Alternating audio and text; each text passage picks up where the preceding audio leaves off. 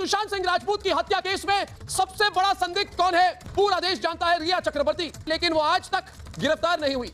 सुशांत सिंह राजपूत की डेथ के बाद कहा जा रहा है कि मनोज वाजपेयी ने एक बहुत बड़ा खुलासा किया है और दूसरी तरफ कहा जा रहा है कि सुशांत केस को लेकर आज भी लोग इंतजार कर रहे हैं कि कब इस पूरे मामले का वो राज खुलेगा जिस राज को जानने के लिए पिछले 3.5-4 साल से लोग इंतजार कर रहे हैं।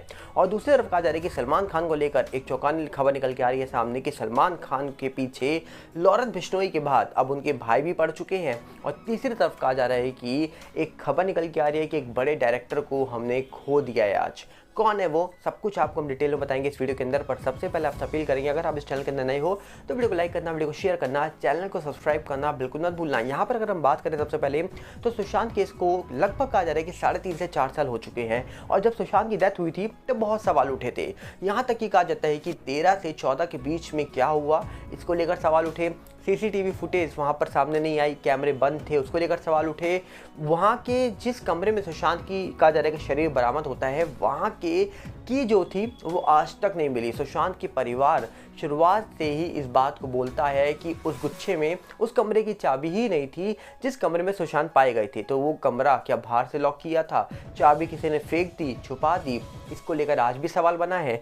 पर इसी के बीच कहा जा रहा है कि एक चौंकाने खबर तब सामने आई है जब मनोज वाजपेयी ने इस पूरे मामले में अपनी प्रक्रिया सामने रखी है। कहा जा रहा है कि एक खबर निकल के आ रही है जिसमें बताया जा रहा है कि मनोज वाजपेयी ने बताया क्यों परेशान थे सुशांत। मौत से 10 दिन पहले उसने मुझसे बात की थी और कहा था, अब भैया मनोज वाजपेयी की क्या खुलासा किया ये तो आपको डिटेल में हम बता रहे हैं, पर इन बातों से यही प्रक्रिया हमको जाहिर हो रही है उनकी साइड से कि क्या पता वो भी सुशांत की डेथ को एक सिंपल डेथ बताने की कोशिश तो नहीं कर रहे हैं। अब जानते हैं पूरी डिटेल क्या है। आपको बता दिया जाए कि सुशांत सिंह राजपूत बॉलीवुड के दिग्गज एक्टर थे, पर बॉलीवुड के एक्टर मनोज वाजपेयी ने हिंदी फिल्म इंडस्ट्री के 2 बड़े कलाकार को लेकर बात करी है। मनोज ने कहा कि उन्हें अभी तक विश्वास नहीं होता कि सुशांत और इरफान खान अब इस दुनिया में नहीं है।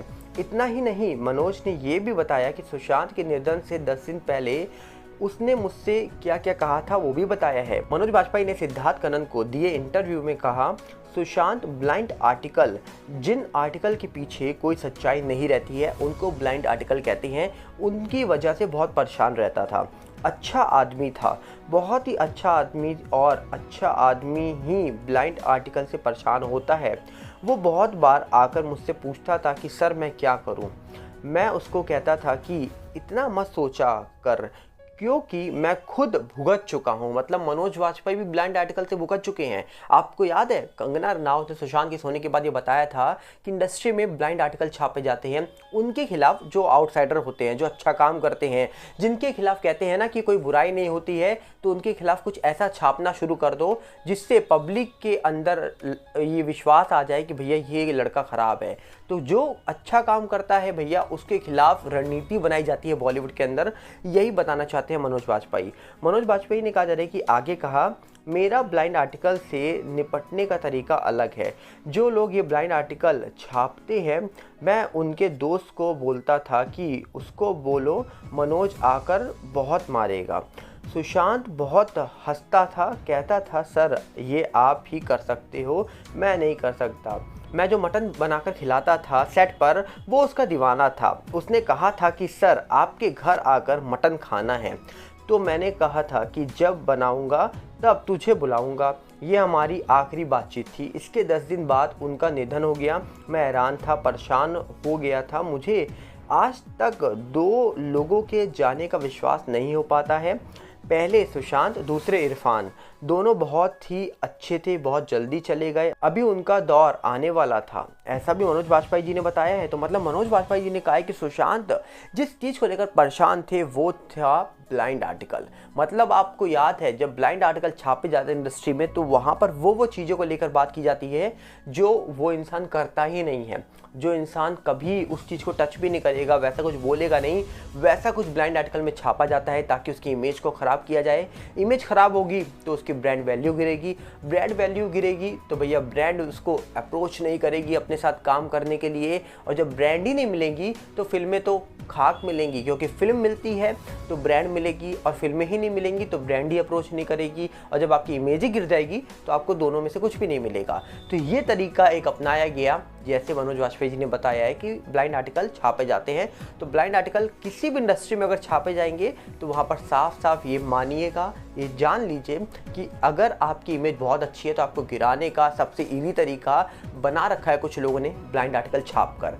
दूसरी तरफ कहा जा रहा है कि सलमान खान को लेकर एक चौंकाने वाली खबर निकल के आ रही है कि सलमान खान ने अभी जो उनके घर के बाहर फायरिंग हुई थी, जहां पर अनुज नाम के शख्स को पकड़ा गया था, बाद में पुलिस के कहा जा रहा है कि कस्टडी में उसकी डेथ हो जाती है, जिसके बाद उनका परिवार गंभीर आरोप लगाता है सलमान के ऊपर, और जिसके बाद कहा जा रहा है कि सलमान के पीछे पहले लॉरेंस बिश्नोई पड़े हुए थे। अब कहा जा रहा है कि लॉरेंस के जो भाई हैं, जो इंडिया में नहीं रहते हैं, इंडिया के बाहर रहते हैं, वो भी पीछे पड़ चुके हैं। तो सलमान खान को लेकर एक तरफ प्रोटेक्शन प्रोवाइड की जा रही है सरकार के द्वारा, और दूसरी तरफ कहा जा रहा है कि लॉरेंस बिश्नोई ने लाइव नेशनल टीवी में धमकी दी थी। अब उनके भाई भी पीछे लग गए सलमान के, और अब कहा जा रहा है कि जो फायरिंग की गई थी उनके घर के बाहर, उनको पकड़ा गया, बाद में अनुज नाम के शख्स को पकड़ा गया, उनकी डेथ हो जाती है, जिसके बाद परिवार सलमान के ऊपर आरोप लगाता है, और बाद में एक और शख्स को राजस्थान से पकड़ा गया था। अब सलमान को लेकर जहां पर एक तरफ हवा बना पड़ा है कि सलमान के पीछे लॉरेंस बिश्नोई पड़ा हुआ है, लॉरेंस बिश्नोई का भाई है। अब भैया क्या मामला है क्या नहीं है ये तो पता नहीं, पर कहा जा रहा है कि जो काला हिरन वाला मामला था, उसी मामले के बाद से ही सलमान खान से कहा गया था कि आपको माफ़ी मांगनी चाहिए, आप माफ़ी नहीं मांगेंगे तो हम नहीं छोड़ेंगे, कुछ इस प्रकार के बयान निकल के आए थे। और इसी चक्कर में कहा जा रहा है कि लॉरेंस बिश्नोई, अब उनके भाई भी सलमान के पीछे लग चुके हैं।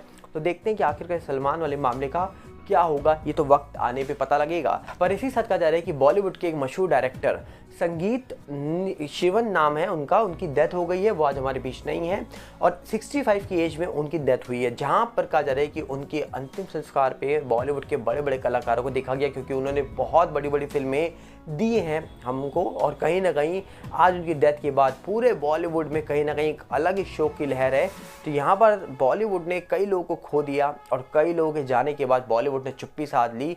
तो बॉलीवुड अपने अकॉर्डिंग काम करता है, पर बॉलीवुड में होने वाले जो मामले हैं वो कहीं ना कहीं बहुत अलग होते हैं। तो आप क्या कहना चाहेंगे, आप अपनी राय कमेंट्स रखिएगा।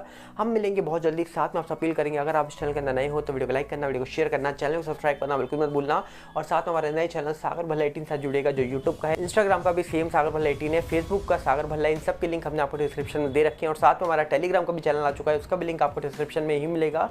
तो देरी किस बात की, जाइए डिस्क्रिप्शन में लिंक सबके हैं, उनके साथ जुड़िए। मिलते हैं बहुत जल्दी, नमस्कार, जय हिंद।